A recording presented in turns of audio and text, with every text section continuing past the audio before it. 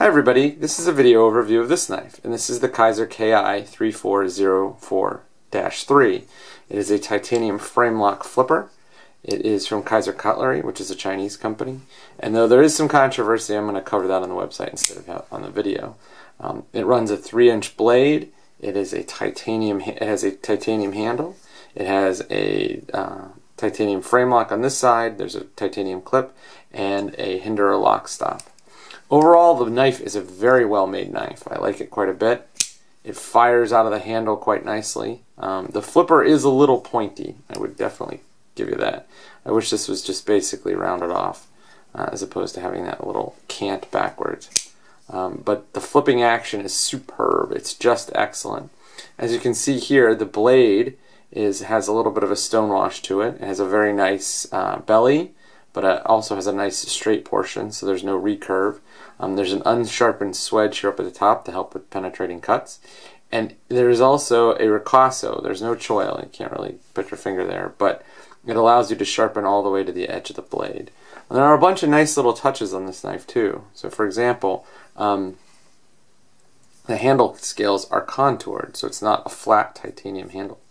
Additionally, if you look here, the cutout matches the lock bar disengagement point quite nicely, and so there's like a little ramp here for you to have your fingers go in. That's no big deal because it's normally there. But the thing is that this portion on the lock bar side is actually sort of dished out as well, so that you can get in there and get a grip on it.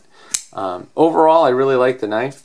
It's a $130 knife, and it works quite well for what it is, and it does a good job of giving you a titanium frame lock for a really reasonable price. And so it fires incredibly fast. There's just no way around it. It uses phosphor bronze bushings or phosphor bronze pivot washers to give you that really smooth feel. And here's the knife. This is a production knife, and here's the knife in comparison to a custom flipper. Now, this is an excellent flipper. This is one of the best flipping knives I've ever seen.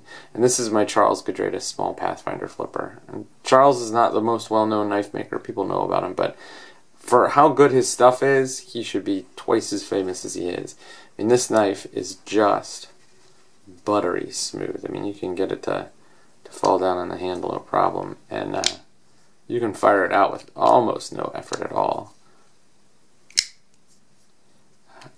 I also like the shape of the flipper a little bit more. There's nothing to the flipping action there. It's just so smooth. And here, the detent is really, really crisp. And the detent's what's doing the work. The pivots aren't as nice as the pivot on the Pathfinder. But once you overcome the detent, the knife just pops right out. It's as fast as just about any knife I have in terms of opening. Here is the G10 Cryo, which is another really good little knife, and a good little production knife made in China. But this one has an assist, and even then, the action isn't quite as nice as the action on the Kizer knife. And this is just great. Just shoots out so nice and well. The one thing that I would note here, and this is important because hey, we actually do cutting with our knives, is look at the blade stock. The blade stock on these two knives, the Kizer is actually a little bit thinner, and that gives you a really nice keen edge. This is a hollow ground knife, and it comes to a very, very fine point. I mean, this thing came hair popping sharp out of the box. It has remained so. I've stropped it a couple times, but that's it. It's so sharp that the edge is actually, let's see if we can. The edge is actually zipping through, and you can hear it going across the ridges of my thumbprint, which is really impressive. I mean, this is just a super sharp knife.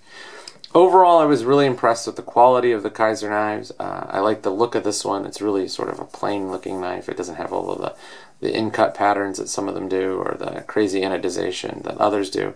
This is just a really simple, basic, clean, good looking knife. At 3 inches, it's a good EDC length. The flipping action is quite good. I'm not so sure about liking the flipper shape, but at least there's no crazy jimping there. Everything on this knife is well considered and well designed. I like it quite a bit. And for the price, you can't even come close to beating him. I mean, there's nothing out there that's this good for the price. So if you're looking for a frame lock flipper and you don't want to spend a ton of money, but you want something nice, go try and check out a Kizer knife and see what you think.